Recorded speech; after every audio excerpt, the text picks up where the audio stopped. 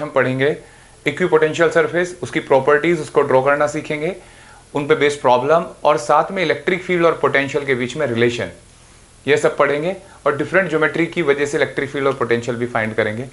तो शुरुआत करते हैं। Equipotential surface. इक्विपोटेंशियल सरफेस क्या होता है बच्चों? जैसे मैं आपसे कहूँ, नाम से ही पता लग रहा है, एक ऐसा सरफेस जिसका पोटेंशियल सेम हो, एक ऐसा सरफेस जिसके हर पॉइंट का पोटेंशियल सेम हो। जैसे ये चार्ज Q है, ठीक है, तो ये पॉइंट है r डिस्टेंस, ये पॉइंट चार्ज लिया मैंने, यहाँ पे एक पोटेंशियल होगा दैट इज KQ/R। अगर मैं इधर लूँ तो भी KQ/R, इधर भी r डिस्टेंस पे KQ/R, KQ/R, इधर भी r डिस्टेंस पे एक पॉइंट लूँ KQ/R, इधर भी KQ/R। ये कितने पॉइंट होंगे ऐसे? इनफाइनाइट। और अगर इनको जोड़ दूँ तो क्या बनेगा? एक स्फीयर। एक चार्ज के चारों तरफ डिस्टेंस r पे सेम पोटेंशियल बन रहा है, तो अगर उन पॉइंट को जोड़ दोगे तो क्या बन जाएगा? एक स्फीयर। तो वो स्फीयर क्या का हर पॉइंट सेम पोटेंशियल पे होगा, तो that is called equipotential surface. अब ये इक्विपोटेंशियल सरफेस इमेजिनरी भी हो सकते हैं, आपने इमेजिन किया कि हाँ ऐसा, और ये रियल में भी हो सकते हैं, रियलिटी में भी हो सकते हैं। जैसे अगर एक मेटेलिक स्फीयर है, उस पर पूरे पे चार्ज फैला हुआ है, ठीक है, तो उसके हर पॉइंट पे पोटेंशियल सेम होता है, जिसे हम अगली आने वाली क्लासेस में प्रूव करेंगे और समझेंगे। तो इक्विपोटेंशियल सरफेस इमेजिनरी भी हो सकते हैं और रियल भी, जबकि जो इलेक्ट्रिक फील्ड लाइन होती है वो केवल इमेजिनरी होती है, ठीक है। तो इक्विपोटेंशियल सरफेस की अगर हम डेफिनेशन की बात करें तो हमें समझ में आया, दो सरफेस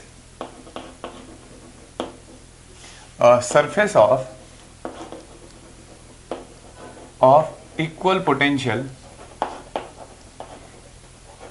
एट ईच पॉइंट, ठीक है, एच ई पॉइंट।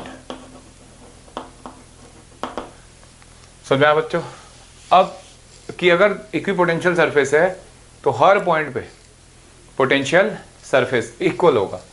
अगर मैं कहूं कि कितने टाइप के होते हैं, तो पहला है स्फेरिकल, ठीक है, स्फेरिकल इलेक्ट्रिक फील्ड है। दूसरा है, सॉरी, इक्विपोटेंशियल सरफेस है। दूसरा है प्लेन, तीसरा है सिलेंड्रिकल, ठीक है। ये स्टैंडर्ड है, जरूरी नहीं है, इसके अलावा भी हो सकते हैं, कुछ कर्ड भी हो सकते हैं, ठीक है, अजीब शेप के भी हो सकते हैं, लेकिन स्टैंडर्ड ये तीन पढ़ रहे हैं हम अभी, ठीक है। अब इसे पढ़ने से पहले हमें प्रॉपर्टी पढ़नी होगी, ठीक है, इस प्रॉपर्टी के बेस पे ही हम इनको ड्रॉ कर पाएंगे। तो property of equipotential surface, equipotential surface shortcut में लिख लिया। सबसे पहली प्रॉपर्टी कि ये रियल और इमेजिनरी दोनों हो सकते हैं, जैसे मैंने अभी बताया, ठीक है। दूसरी बात, वर्क डन, पहले हम दूसरी प्रॉपर्टी लिखते हैं, इलेक्ट्रिक फील्ड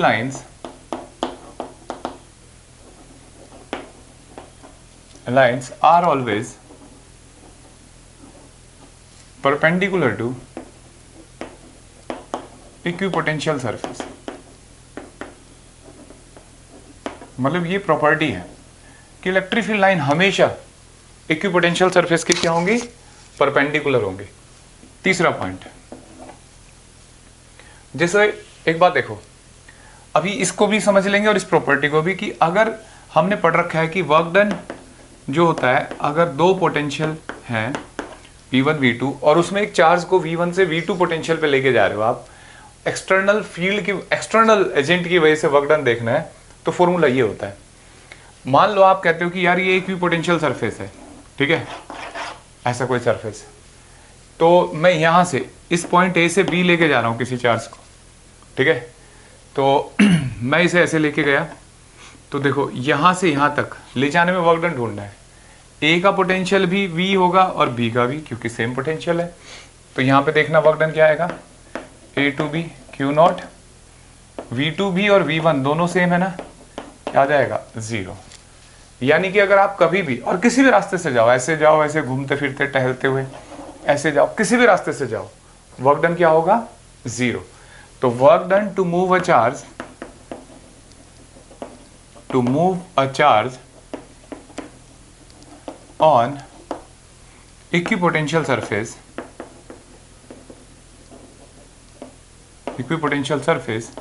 will be 0। ठीक है, किसी एक चार्ज को इक्विपोटेंशियल सरफेस पे मूव कराने में वर्क डन हमेशा क्या होगा, 0 होगा। क्लियर है बच्चों? अब क्वेश्चन ये बनता है, एक प्रॉपर्टी और है। हाँ, अब इसको भी देख लेते हैं, ये कैसे लिखा गया, इसका इससे क्या लिंक है। एक बात बताओ, अगर मैं मैकेनिक्स का एक एग्जांपल लूँ, एक आदमी अपने सर पे वजन रख के हॉरिजॉन्टल प्लेटफॉर्म पे चल रहा है, तो वर्क डन बाय ग्रेविटी क्यों 0 होता है? होता है, क्यों है ऐसा, क्यों? तो देखो, जब आदमी हॉरिजॉन्टल चलता है तो ग्रेविटेशन फोर्स परपेंडिकुलर होता है। ठीक है, तो परपेंडिकुलर जब फोर्स डिस्प्लेसमेंट के होता है तो वर्क डन हमेशा 0 आता है ना। इसका मतलब अगर आप इक्विपोटेंशियल सरफेस पे चल रहे हो और आपको कोई एफर्ट नहीं लगाना पड़ा, वर्क डन 0 हुआ, तो पक्की बात है कि इलेक्ट्रिक फील्ड लाइन इसके परपेंडिकुलर रही होगी। वो इलेक्ट्रिक फील्ड लाइन ही तो होती है जो फोर्स लगाती है, electric field force, coulomb force, तो परपेंडिकुलर होगा तभी तो वर्क डन 0 होगा। ठीक है, तो इसलिए इलेक्ट्रिक फील्ड लाइन परपेंडिकुलर होती है। एक और प्रॉपर्टी है जिसमें थोड़ा सा डिस्प्यूट है कि इक्विपोटेंशियल सरफेस इंटरसेक्ट करते हैं, सॉरी नहीं करते। तो इक्विपोटेंशियल सरफेस अगर आप हायर क्लासेस में जाओगे तो वहाँ कुछ चीज़ें ऐसी जगह कुछ मिलेंगी जहाँ इंटरसेक्ट हो रहा होगा इक्विपोटेंशियल सरफेस का। तो 12वीं क्लास तक तो बच्चों को ये माना जाता है, और हर जगह आपको नेटवर्क पे भी यही मिलेगा कि इक्विपोटेंशियल सरफेस इंटरसेक्ट नहीं करते हैं। अब कारण में क्या लिखना है, क्योंकि अगर एक जगह पे इंटरसेक्ट कर गए तो एक ही जगह पे 2 पोटेंशियल हो जाएंगे, विच इज़ नॉट पॉसिबल। तो मैं इसे लिखा नहीं रहा हूँ, आप अपने स्कूल में लिख सकते हो। ठीक है, और लेकिन ऐसा नहीं है, कुछ केसेस ऐसे पढ़ेंगे आप हायर क्लासेस में जहाँ आपको समझना होगा। तो अगर आपका स्कूल में ऐसा क्वेश्चन आता है तो आंसर दे सकते हो। ऑथेंटिक बोर्ड वगैरह में और किसी भी कंपटीशन में ऐसा क्वेश्चन नहीं पूछेगा आपसे। ठीक है, अब देखो, अब हमने ये 2-3 प्रॉपर्टी पढ़ ली। अब हम जो हमने लिखे थे कि इक्विपोटेंशियल सरफेस स्फेरिकल कैसे बनेगा, है ना, ये सब देखने जा रहे हैं बच्चों। तो सबसे पहला कौन सा बोला था, स्फेरिकल। तो स्फेरिकल बनता है बच्चों जैसे एक पॉइंट चार्ज है, मैंने भी सिखाया भी था, आइसोलेटेड पॉइंट चार्ज है। तो सोचो इसके ऐसे डिस्टेंस लो ऐसे, तो ये सब पॉइंट को अगर ऐसे बहुत सारे पॉइंट होंगे, इनको मिलाओगे तो स्फीयर बनेगा नहीं ऐसे, ऐसे ना। और अगर मैं तुम्हें कहूं कि बेटा इलेक्ट्रिक फील्ड लाइन को भी चेक करके देखो परपेंडिकुलर है या नहीं, तो देखो इलेक्ट्रिक फील्ड लाइन है ना, इलेक्ट्रिक फील्ड लाइन ऐसे परपेंडिकुलर है, तो ये कॉन्सेंट्रिक स्फेरिकल शेल है। अच्छा, मैं आपसे पूछूं कि बेटा ए पॉइंट है और ये बी, इनके पोटेंशियल सेम होंगे या अलग अलग? अलग होंगे। समझ में आया बात? क्योंकि ये इक्विपोटेंशियल सरफेस है, तो इसके हर पॉइंट के पोटेंशियल के सेम होने की गारंटी हमारे पास, इसके सेम होने की गारंटी है। इनके आपस में सेम होंगे नहीं होंगे इससे हमें कोई मतलब नहीं है। ठीक है, तो ये 2 पॉइंट के पोटेंशियल क्या होंगे बच्चों, अलग अलग हो सकते हैं। ठीक है, अच्छा, अगर मैं एक चार्ज पार्टिकल को, यहीं पे क्वेश्चन है, पहले ए से बी लेके गया तो क्या वर्क करना पड़ेगा? हाँ, एक्सटर्नल एजेंट को कितना वर्क करना पड़ेगा बताओ, Q0 VB माइनस बी। और फिर मैं बी से फिर ए लेके आया तो कितना वर्क करना पड़ेगा, VA minus VB।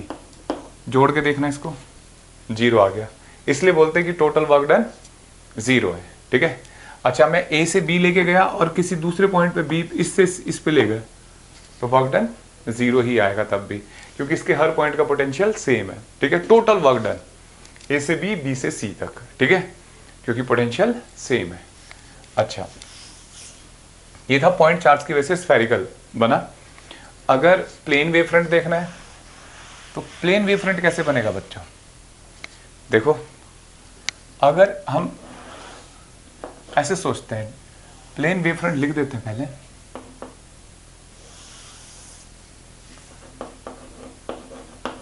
Plane wave front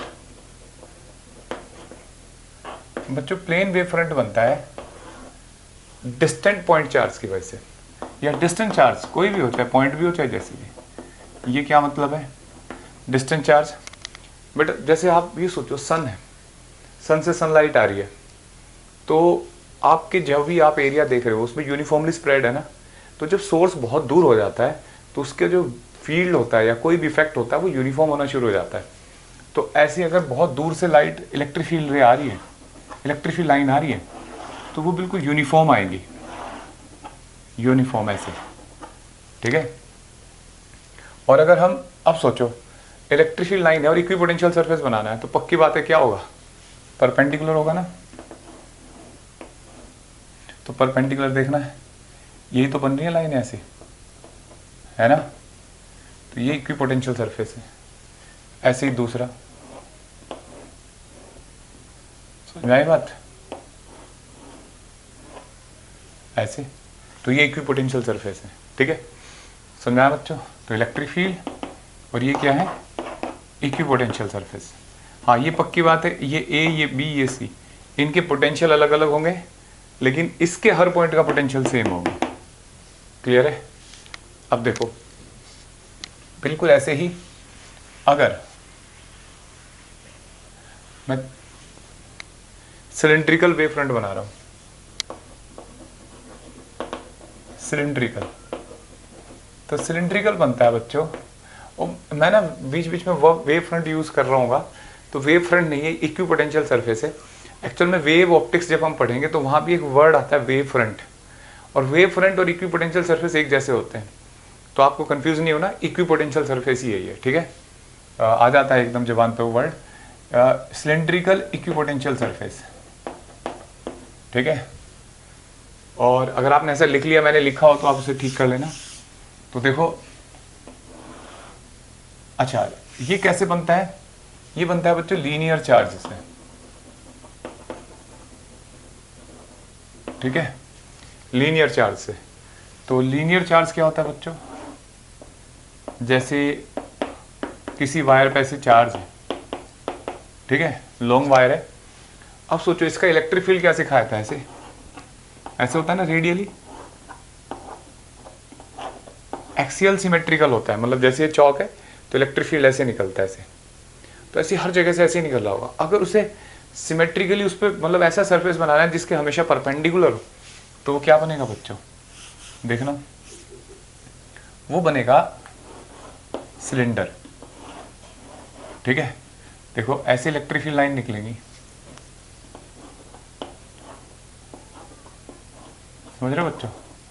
तो परपेंडिकुलर इसी पे जा सकती है ना, सिलेंडर पे ही परपेंडिकुलर हो सकती है ना। अगर आपने स्फीयर बनाया तो स्फीयर पे तो परपेंडिकुलर नहीं जाएंगी, ठीक है, ऐसे, ओ सॉरी ऐसी लाइनें थोड़ी होंगी, ऐसे होंगी।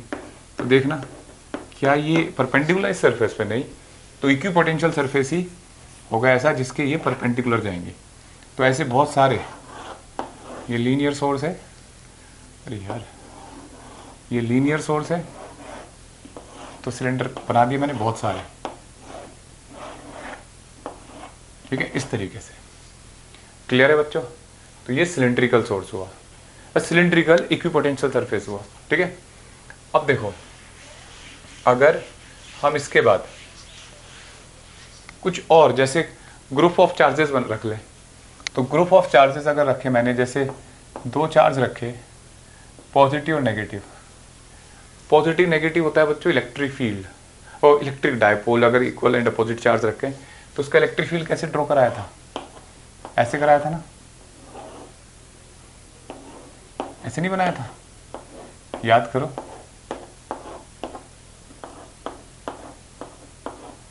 तो ऐसे सरफेस बनाने जो क्या हो, परपेंडिकुलर हो जिनके हमेशा। तो यहाँ जो सरफेस होते हैं बच्चों वो कुछ ऐसे होते हैं,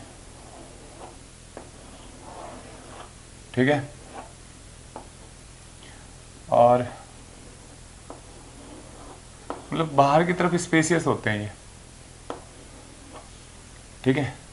इसका मतलब समझाऊंगा मैं आपको, ऐसे देखो, अगर ये पॉजिटिव या नेगेटिव है, बीच में फील्ड की इंटेंसिटी ज़्यादा होगी, और जैसे दूर जाते जाएंगे हम, ठीक है, दूर जाते जाएंगे तो गिवन डिस्टेंस में इलेक्ट्रिक फील्ड कम होगा। तो अगर सेम पोटेंशियल पे देखना है, जितना पोटेंशियल यहाँ है इस सरफेस पे, जितना पोटेंशियल यहाँ है उतना ही पोटेंशियल यहाँ रखना है, ठीक है। और यहाँ इनके बीच में पोटेंशियल डिफरेंस देख लो दो के, और यहाँ देख लो। तो अगर वीक हो जाएगा तो ज़्यादा सेपरेशन पे सेम पोटेंशियल डिफरेंस दिखा पाएगा, समझ रहे हो। तो इसलिए ये गैप बढ़ता जाता है, और अंदर की तरफ देखो ये कम है गैप। क्लियर है बच्चों। बिल्कुल अगर सिमिलर पॉजिटिव चार्जेस हो, सिमिलर काइंड, तो उनके केस में कैसे बनता है, देखो सिमिलर काइंड जैसे प्लस प्लस हो जाए तो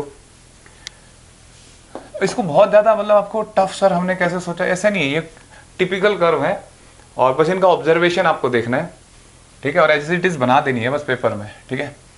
तो देखो यहां भी इलेक्ट्रिक फील्ड लाइन कैसे होती है बच्चों, मान लो मैं व्हाइट कलर से ही बना देता हूँ। इलेक्ट्रिक फील्ड लाइन ऐसे होती है, व्हाइट मतलब आपको पता है ना, सिमिलर काइंड चार्ज में ऐसे बनती है,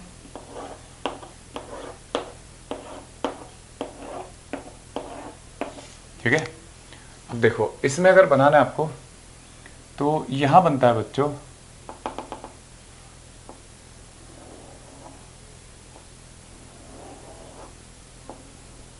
देखो यहां गैप ज्यादा है, ठीक है।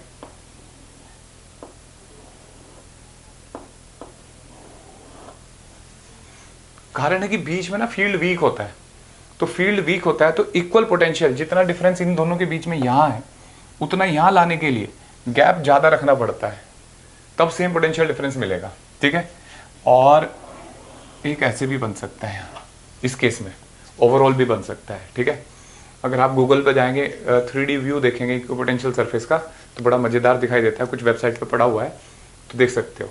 तो इस तरीके के ये कुछ इक्विपोटेंशियल सरफेस समझे, समझ में आया गैप क्यों है ज्यादा यहाँ, क्योंकि अगर मान लो ये दो पोटेंशियल है ए और बी, तो ये ए यहाँ आया और बी आया, दो जब चार्ज सिमिलर काइंड के होते हैं तो बीच में वीक फील्ड होता है, एक दूसरे को कैंसिल कर रहा होता है, तो सेम पोटेंशियल डिफरेंस रखने के लिए ज़्यादा गैप लेना पड़ेगा इनको, ताकि जो इलेक्ट्रिक फील्ड लाइन है या फील्ड स्ट्रेंथ है वो ओवरकम हो पाए, ठीक है। तो ये ए था। अब ये इक्विपोटेंशियल सरफेस बनाया मैंने कुछ, अब हम इस पे बेस क्वेश्चन देखेंगे, लेकिन पहले कुछ प्रॉपर्टी पढ़ते हैं, इलेक्ट्रिक फील्ड पोटेंशियल में रिलेशन, उसके बाद इन पे क्वेश्चन करेंगे, ठीक है। देखो बच्चों, अब हम इलेक्ट्रिक फील्ड और पोटेंशियल में रिलेशन फाइंड करते हैं। इलेक्ट्रिक फील्ड और पोटेंशियल में क्या रिलेशन है, ठीक है। तो जैसे मान लो कोई दो इक्विपोटेंशियल सरफेस हैं, ये दो इक्विपोटेंशियल सरफेस है, इसका पोटेंशियल है V1 और इसका है V2, ठीक है। और ये सीधी डिस्टेंस है डेल्टा आर हमारे पास, ठीक है। एक चार्ज है Q नोट, ठीक है। और हमने पढ़ लिया इलेक्ट्रिक फील्ड ऐसे हमेशा परपेंडिकुलर होता है, तो यहां से यहां लेके जाना है इसको, इस पॉइंट को मेंशन कर लेते हैं A से B तक, क्लियर है। ये इक्विपोटेंशियल सरफेस है, V1 and V2 are both are equipotential surface, equipotential surface. अब देखो जो हमने पढ़ा है वर्क डन होता है force into displacement, F delta R cos theta. तो देखो यहां अगर चार्ज की बात करें तो इलेक्ट्रिक फील्ड लेके जा रहा है, तो इलेक्ट्रिक फील्ड इसको यहां से यहां लेके जाएगा, तो Q not electric field delta R cos zero, इस डायग्राम में प्रॉपर जीरो है ये, क्यों, क्योंकि सीधे डायरेक्शन में जा रहा है, ठीक है। अब देखो बच्चों W, ये वर्क डन बाय क्या है, फील्ड है, इलेक्ट्रिक फील्ड, ठीक है। हमने पढ़ा है work done by external agent होता है बच्चों, एक्सटर्नल एजेंट होता है Q नॉट, जहां जा रहे हो वहां का पोटेंशियल माइनस इनिशियल होता है। हमारे पास ये वर्क है तो हमें पता है कि ये भी पता है कि एक्सटर्नल, हमने पिछली क्लासेस में समझ रखा है कि negative of work done of electric field होता है। तो देखो अगर मैं इन दोनों को रखूं यहां तो हो जाएगा Q not V2 minus V1 minus Q not E delta R cos theta, clear है बच्चों। Q नॉट से Q नॉट कट गया, ये किसको क्या लिख सकते हैं भाई, V2 minus V1, delta R displacement पे पोटेंशियल डिफरेंस कितना हो जाएगा भाई बताओ, डेल्टा V, ठीक है, माइनस Q नॉट, और ये थीटा जीरो था हमारा, ठीक है, तो जीरो है तो 1 इंटू डेल्टा आर, ठीक है, और Q नॉट भी हट गया क्यों कैंसिल हो गया ये, ठीक है।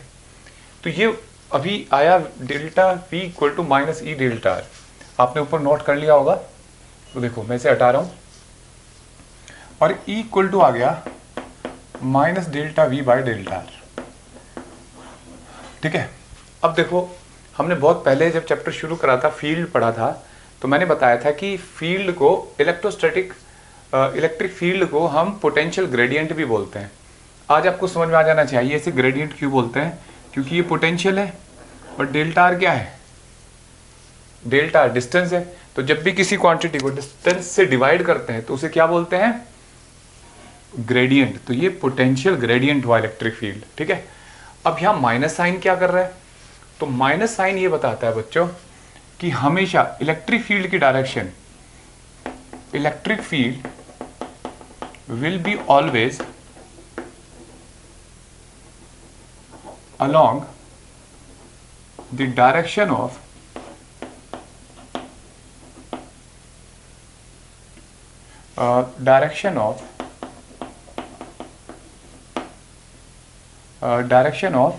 potential, decrement of potential, along the direction of decrement of potential, ठीक है। मतलब जिधर पोटेंशियल डिक्रीज करेगा उस डायरेक्शन में इलेक्ट्रिक फील्ड की डायरेक्शन होगी, ठीक है।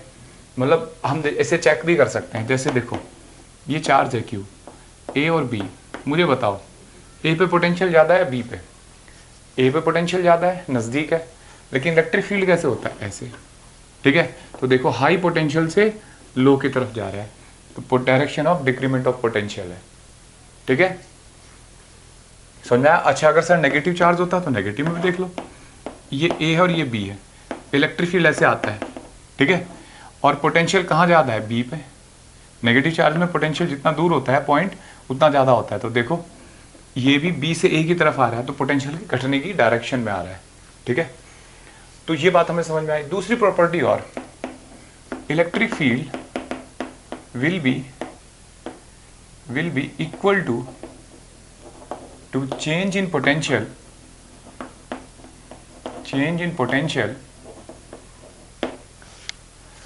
per unit length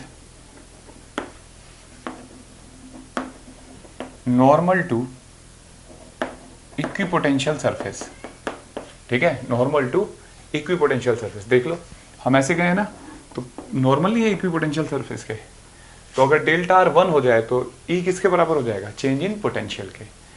तो ये बात भी हमें पता लगी। तो ये छोटी सी बात है। अब देखो अगर मैं इससे एक दो क्वेश्चन पूछूं आपसे कि जैसे ये इलेक्ट्रिक फील्ड लाइन है, ठीक है, ये इलेक्ट्रिक फील्ड लाइन है और यहाँ ये ऐसे एक इक्विपोटेंशियल सरफेस बना दिया मैंने, ठीक है, मैंने 2 पॉइंट लिए, ए इस पे बी इस पे, तो इक्विपोटेंशियल सरफेस तो ऐसे ही बनना है, और एक सी है एक डी है। मैं आपसे पूछूं कि बताओ इनके पोटेंशियल में इनके पोटेंशियल में क्या रिलेशन है। तो देखो आपने अभी पढ़ा है कि इलेक्ट्रिक फील्ड उधर की तरफ होता है जिधर पोटेंशियल घटता है, नेगेटिव साइन ये इंडिकेट कर रहा है। तो सोचो सी पॉइंट है डी पॉइंट है, तो पोटेंशियल घट रहा है अगर, तो आगे जितना जाएंगे पोटेंशियल उतना घटेगा, तो सबसे कम पोटेंशियल किसका होगा, डी का, और सी का सबसे ज्यादा। तो V C is greater than potential of A and D, इनके तो बराबर होंगे ए और बी के, ठीक है, और greater than potential of point D, ठीक है बच्चों। मतलब सी पॉइंट पे सबसे ज्यादा पोटेंशियल है, फिर ए और बी पे है और फिर डी पे, ठीक है, क्योंकि इलेक्ट्रिक फील्ड की डायरेक्शन उधर होती है जिधर पोटेंशियल घटता है। क्लियर है। अब देखो देखो बच्चों, अगर हम बहुत छोटा चेंज देखें, फॉर स्मॉल चेंज, अगर स्मॉल चेंज की बात करें तो ये फॉर्मूला हो सकता है E equal to minus D V by D R, ठीक है, minus D V by D R ऐसे लिख सकते हैं। और अगर मान लो एक ही डायरेक्शन में चेंज है, तो यहाँ जैसे x डायरेक्शन में चेंज है तो x आ जाएगा r की जगह, y में डायरेक्शन में चेंज है तो y आ जाएगा, z में तो dz आ जाएगा। लेकिन अगर तीनों ही डायरेक्शन में चेंज हो रहा हो, मतलब potential x y z 3D system का फंक्शन हो, तब क्या करेंगे। तो देखो उस केस में हम इसे क्या करते हैं, minus del V by del X I cap, del V by del Y J cap, del V by del Z K cap. ये आपके लिए हो सकता है नई बात हो कुछ बच्चों के लिए, तो इसको समझाऊंगा। इसको बोलते हैं डेल वाई डेल एक्स जो होता है ना, ये जो हमने करा ये होता है पार्शियल डेरिवेटिव। पार्शियल डेरिवेटिव इसका मतलब समझाता हूँ अभी। देखो पहले हम एक छोटा सा क्वेश्चन करते हैं, इसका एप्लीकेशन करेंगे, फिर इसका करेंगे मान लो एक्स वाई, और फिर इसका करेंगे, तीनों के एप्लीकेशन देखेंगे। ठीक है, तो जैसे क्वेश्चन आया कि यहाँ एक रीजन है से, इस रीजन में यहाँ पे ए पॉइंट पे पोटेंशियल है 10 वोल्ट। ठीक है, बी पॉइंट पे बताना है कितना होगा। ठीक है, और ये डिस्टेंस है 2 मीटर। इलेक्ट्रिक फील्ड इस रीजन में है 5 वोल्ट पर मीटर, और डायरेक्शन ऊपर की तरफ दिख ही रही है आपको। तो देखो क्या करेंगे बच्चों, ये फॉर्मूला हमारे पास E इक्वल टू माइनस, आप कहाँ से कहाँ जा रहे हैं, यहाँ से A से B, तो VB माइनस VA, देखो पोटेंशियल डिफरेंस, अपॉन R मतलब फाइनल डिस्प्लेसमेंट कितना है 2 माइनस 0, E कितना है 5 माइनस VB माइनस VA कितना है 10 अपॉन 2, ये कितना हो गया बच्चों 2 5 ज़ा 10 माइनस VB प्लस 10। ठीक है, ऐसे लिखेंगे ना, तो VB कितना आ गया 0, आ सकता है कोई बात नहीं। तो VB 0 होने का मतलब देखो वैसे भी यहाँ पे 10 वोल्ट है, और आगे जाएंगे तो पोटेंशियल क्या होगा, घटेगा ना, तो 0 हो गया तो मतलब वैलिड वैल्यू है, हो सकता है ऐसा।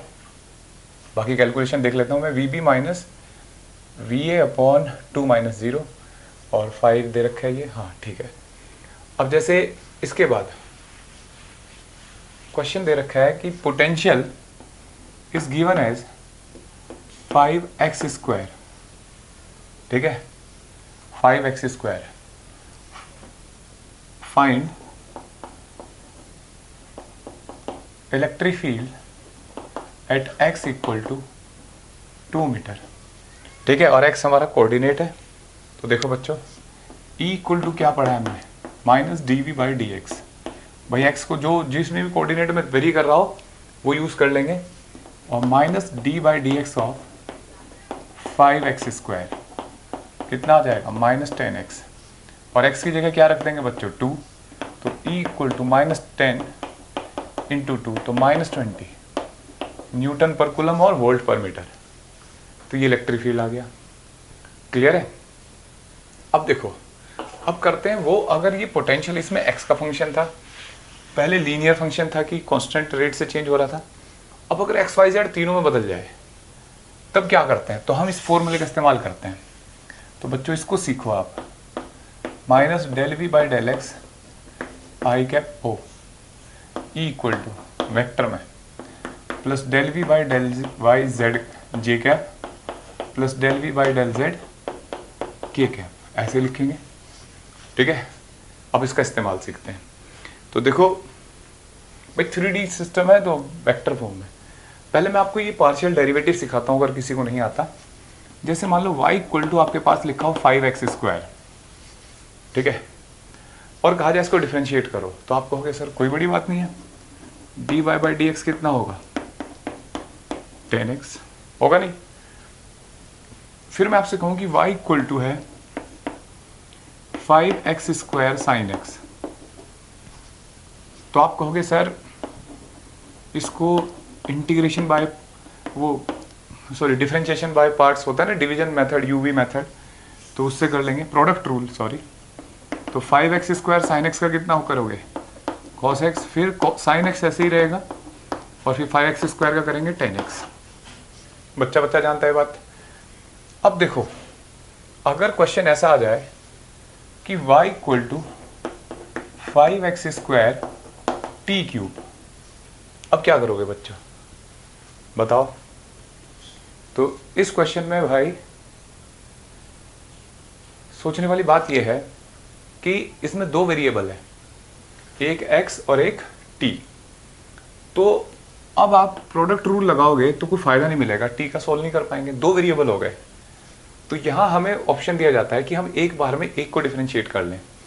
तो अगर मैं x के रिस्पेक्ट में करूं, ठीक है, तो इससे बोलेंगे partial derivative with respect to x, partial है ना, मतलब टुकड़ों में तोड़ दिया, पहले x का करेंगे फिर y का, अब x के रेस्पेक्ट में फिर ठीक है। तो जिसका देखो इसका सिंबल भी थोड़ा अलग है, ठीक है, इसको डाइवर्जेंस भी बोलते हैं मैथ्स की लैंग्वेज में। इसका सिंबल ऐसे होता है minus of del V, divergence है इसका सिंबल। ठीक है, तो देखो del Y by del X, तो अगर आप इसको डिफ्रेंशिएट कर रहे हो एक्स के रेस्पेक्ट में तो एक्स वेरिएबल है, बाकी सब कांस्टेंट है। तो 5t³ को कांस्टेंट मानना है आपको, जो भी वेरिएबल दिख रहा हो उसको कांस्टेंट, और एक्स स्क्वायर का कितना होगा अगर इसका आप करोगे 2x। ठीक है, मैं आपसे कहूँ कि यार y del Y by del T करके दिखाओ, तो इसका मतलब अब ये आपके लिए ये वेरिएबल है और x क्या हो गया कांस्टेंट, तो इस पूरे टर्म को कांस्टेंट मान लो। कितना हो जाएगा 5x² तो कांस्टेंट रहा क्योंकि t के रेस्पेक्ट में हो रहा है, और t³ का कितना होगा 3t²। अब आप पे कोई कहे सर डिफरेंशिएशन क्या होता है ये बताओ, तो नहीं, मैथमेटिकल टूल्स वाली वीडियो देखो या पढ़ो। ठीक है, अब तो ये आपको समझा दिया। ठीक है, अब इसका इस्तेमाल यहाँ करके देखते हैं और ज़्यादा अच्छे से समझ में आएगा। देखो जैसे क्वेश्चन आया potential in a region, potential in a region is given by v equal to 5x² y। ठीक है, z भी लगा देते हैं, चलो z। ठीक है, फाइंड द इलेक्ट्रिक फील्ड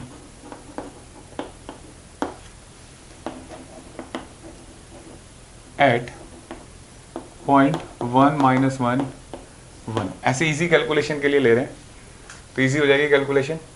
तो देखो हमें बताया यार ये फॉर्मूला है, इसमें वैल्यू बढ़ानी है, रखनी है मतलब। तो देखो del V by del X करो, v इक्वल टू आपके पास 5x² yz, पहले सारी वैल्यू कैलकुलेट कर लो। Del V by del X जब x के रेस्पेक्ट में करोगे बाकी सबको कांस्टेंट मानोगे, तो 5yz ये सब कांस्टेंट है, कितना हो जाएगा 2x। ठीक है, x² का 2x। जब y के रेस्पेक्ट में करोगे तो 5x² z। ठीक है, y वेरिएबल होगा बाकी सब कांस्टेंट हो गए। ठीक है, तो 5x² z कांस्टेंट हो गया और y का 1 हो गया। फिर ऐसे ही del v by del z, जब z के रेस्पेक्ट में करोगे तो ये कांस्टेंट 5x² y और z का 1। ठीक है, अब यहाँ पे वैल्यू रख लो इनकी। देखो e equal to minus of del E हो जाएगा 10xyz। ठीक है, I cap del v by del y 5x² z J cap. Generally कुछ बच्चे क्या करते हैं सॉल्व करते हो आई जे के को भूल जाते हैं, बहुत ज़्यादा मिस्टेक होती है कि आई जे के उनके गायब हो जाते हैं, तो ऐसा मत करना।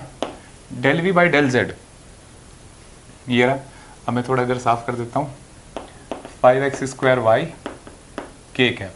ठीक है, बताओ बच्चों इतना समझ में आया। अब इसमें ये पॉइंट के कोऑर्डिनेटर को x y z ये सब तो सारे 1 है, तो -10i कैप माइनस में, और ये माइनस भी भूल जाते हैं बच्चे, ध्यान रखना, आपको याद रखना है ये। और 5x², तो 5x की जगह 1 रखो, z की जगह 1, तो ये हो जाएगा 5x² z। ठीक है, j कैप 5x² y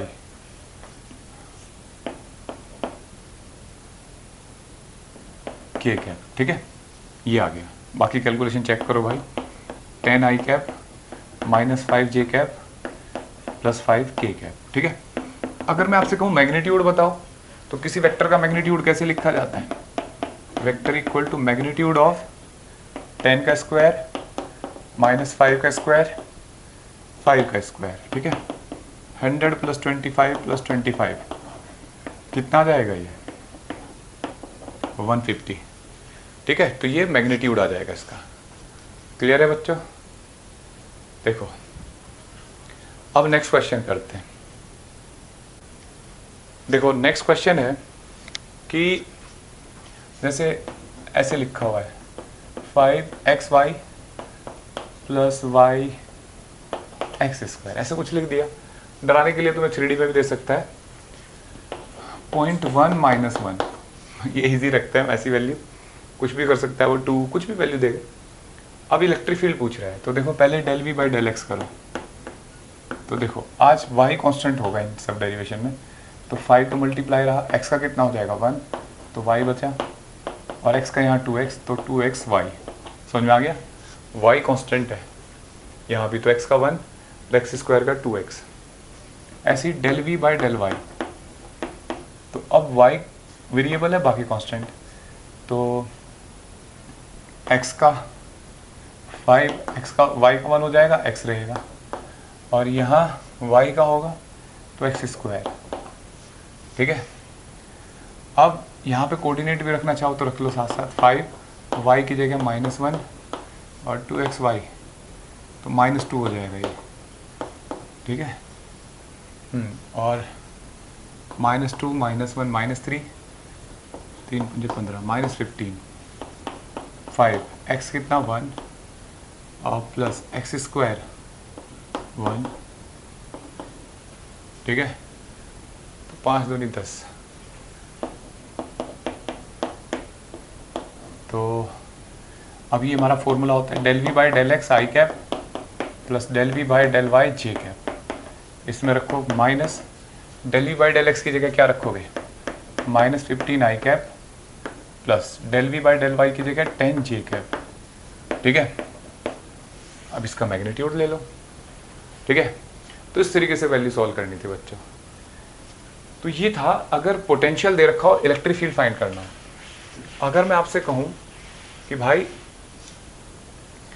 आपको फील्ड दे रखा है और पोटेंशियल फाइंड करो, ठीक है, तो मैं एक फॉर्मूला डिराइव करता हूं। जैसे ये इक्विपोटेंशियल सरफेस है, ठीक है, और यहाँ इलेक्ट्रिक फील्ड इसमें ऐसे जा रहा है। ठीक है, और हम बहुत छोटी सी, ये बहुत छोटा गैप है, हम ऐसे जा रहे हैं, और ये है डी आर डिस्टेंस, एंगल है थीटा, ए से बी जा रहे हैं। ठीक है, यहाँ का पोटेंशियल है V1, यहाँ का है V2। कैसे जा रहे हैं हम चार्ज क्यू नोट को लेके, जो ये डी आर डिस्प्लेसमेंट दिखा रखा है, ऐसे बहुत छोटा सा डिस्प्लेसमेंट है, और ये दो इक्विपोटेंशियल सरफेस है, इसका पोटेंशियल है V1, इसका है V2। ठीक है, अलग अलग है, ऐसे और भी हो सकते हैं, ऐसे ऐसे कितने मान लो। ठीक है, ऐसे। अब देखो, work done to move from A to B. अगर आपको स्कूल में पूछेगा तो स्कूल में आपसे इलेक्ट्रिक फील्ड और पोटेंशियल का रिलेशन पूछे तो जो पिछला डेरिवेशन मैंने कराया वो करना है। ये है आपका कंसेप्ट बनाने का, क्वेश्चन करने का कंसेप्ट है, तो स्कूल में ये नहीं करना आपको। तो डी डब्ल्यू होता है बच्चों क्यू नॉट, ठीक है, oh sorry F dot D R होता है ना, ऐसे लिख सकते हो। और कितना हो जाएगा ये, कितना फोर्स लगेगा, Q naught E into D R, होगा नहीं, ये डी डब्ल्यू है। सोचो ऐसे ही, अगर ये तो वर्क डन बाय फील्ड है, वर्क डन बाय फील्ड, और work done by external agent, वो कितना होगा भाई, वो होगा डी डब्ल्यू डैश लिख देते हैं, Q naught into D V. ठीक है, होगा नहीं, V2 माइनस V1 होता है। तो अगर हम कहते हैं कि ये V है और ये V प्लस डी वी है, तो वर्क डन डिफरेंस आ जाएगा ना इसका। तो हमने लिखा V2 minus V1 that is D V. हमें पता है D W is negative of D W dash. क्यों, work done by external agent किसके बराबर होता है, negative of work done by field. तो कितना हो जाएगा ये, Q naught D V equal to minus of Q naught E dot D R. Q naught cut गया, D V equal to minus E dot D R. ठीक है, ऐसे लिख सकते हो। और अगर आप इसे इंटीग्रेट कर दो, अब मैं ऊपर से मिटा रहा हूं इसको, आप नोट कर लो। तो ऐसे देखो, जैसे ये हो जाएगा, अगर मैं इसे इंटीग्रेट कर दूं तो D V minus integration E dot D R. ठीक है, integration E dot D R. और अगर मैं यहाँ पे इंटीग्रेशन करूँगा, मान लो इसे R1 से, ठीक है, पोजीशन रखूँ जी R2, तो उसका कॉरस्पॉन्डिंग पोटेंशियल V1 V2 लिखा जाएगा नहीं। तो ये हो जाएगा बच्चों V2 minus V1 integration E dot D R और R1 से R2। मतलब पूरे 1 करोड़ का फॉर्मूला है, बहुत बहुत ज़्यादा यूज़ होने वाला फॉर्मूला है, ठीक है। अब ध्यान देना, ये R1 है corresponding position of V1 potential और R2 है corresponding potential of second equipotential surface, ठीक है। तो R2 उसकी पोजीशन है और उसका कॉरस्पॉन्डिंग पोटेंशियल V2 है, ठीक है। तो ये बात हमें पता लगी। देखो ये एक फॉर्मूला बन गया। अब देखो अगर अभी क्या था dr, अगर मैं इसे ओपन करूं तो dr cos थीटा भी हो सकता है, नोट dr वेक्टर क्या हो जाएगा dx i cap dy j cap और 3D में है तो dz k कैप भी लिख सकता हूँ, ये याद रखना है आपको। लेकिन in case of uniform electric field, अब भाई कुछ बच्चों को लगा सर ये तो इंटीग्रेशन करना पड़ेगा बार बार, तो अगर यूनिफॉर्म इलेक्ट्रिक फील्ड है तो जरूरत नहीं है फिर इसकी। फिर आप क्या करोगे, आप सिंपल ऐसे लिख सकते हो V2 minus V1 equal to minus E dot delta R, ठीक है, और डेल्टा V इक्वल टू ऐसे, मतलब इसको डेल्टा V लिख देता हूँ, यहाँ डेल्टा V अगर ओपन करना हो तो V2 माइनस V1 और ई डॉट डेल्टा आर की जगह लिख सकते हो पोजीशन उनकी R2 माइनस R1, लेकिन तब जब यूनिफॉर्म इलेक्ट्रिक फील्ड हो, ठीक है। तो ये फॉर्मूला पढ़ा हमने। अब देखो बच्चों इसको नोट करो, अब इस पे बेस क्वेश्चन देखते हैं, ठीक है। तो जैसे पहला क्वेश्चन है कि इलेक्ट्रिक फील्ड है किसी रीजन में E equal to 2i cap minus 3j cap newton per coulomb, electric field दे रखा है, ठीक है। Potential at point P that is 1 minus 1 is 0 volt, ठीक है। फाइंड पोटेंशियल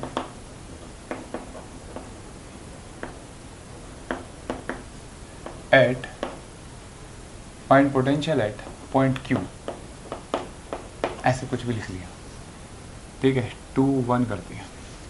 अब पहले तो ध्यान से सोचो, अभी थोड़ी देर पहले मैंने क्या था, पोटेंशियल से इलेक्ट्रिक फील्ड फाइंड करना सिखाया था आपको, ठीक है, डिफरेंशिएशन करके। अब हमें इलेक्ट्रिक फील्ड से पोटेंशियल फाइंड करना है, चाहे वो इंटीग्रेशन करो या जो फॉर्मूला भी लिखा है, ठीक है। तो हम फील्ड से पोटेंशियल फाइंड कर रहे हैं। तो पहले ये बताओ ये इलेक्ट्रिक फील्ड यूनिफॉर्म है या नॉन यूनिफॉर्म है? तो कुछ को आंसर आ रहा होगा अंदर अंदर कि सर नॉन यूनिफॉर्म है, लेकिन ये यूनिफॉर्म इलेक्ट्रिक फील्ड है। तो यूनिफॉर्म इलेक्ट्रिक फील्ड अगर है तो फॉर्मूला डायरेक्ट चल जाएगा हमारा ई डॉट डेल्टा आर। तो पहले तो इनकी पोजीशन लिखो, देखो जिसका पोटेंशियल, जैसे मेरी आदत है, जिसका पोटेंशियल कोई कितने वोल्ट है, ये कितना दे रखा है 0 वोल्ट। तो जिसका पोटेंशियल हमें पता होता है उसको मैं R1 पोजीशन मानता हूँ। तो R1 पोजीशन लिख लो, कितनी होगी 1 i कैप और y माइनस 1 j कैप, समझ रहे हो, एक्स वाई की वैल्यू पता है। R2 कितना है 2 i cap plus 1 j cap, clear है बच्चों। अब देखो यहाँ रख देते हैं, डेल्टा V कितना होगा V2 minus V1 E dot D R, E होगा 2 i cap minus 3 j cap, और इसको सब्ट्रैक्ट करो, R2 माइनस R1 होता है ना, ये 2 i cap plus j cap minus i cap minus j cap, ठीक है, माइनस 2 माइनस 3 j कैप। अब इसे सब्ट्रैक्ट किया और 2 में से बन गया 1 और ये माइनस माइनस प्लस, तो 2 j कैप, चेक कर लेना कैलकुलेशन। और V2 इसके कॉरस्पॉन्डिंग पोजीशन के पोटेंशियल कितना है 0, तो 0 लिख दिया। तो देखो अब ये डॉट प्रोडक्ट लेना भाई, ये डॉट प्रोडक्ट होता है, तो i कैप वाले आपस में, तो 2 आ गया और 3 दूनी 6, ये हो गया 4 और एक माइनस में आएगा तो +4, तो V2 आ गया 4 वोल्ट। ठीक है, तो V2 4 वोल्ट आ गया। समझ में आया बच्चों? तो ये यूनिफॉर्म फील्ड में इस्तेमाल करके दिखाया। अगर वेरिएबल हो तो क्या करोगे सर? तो वेरिएबल का क्वेश्चन भी देखते हैं। ठीक है, वेरिएबल हो तो जैसे क्वेश्चन है पोटेंशियल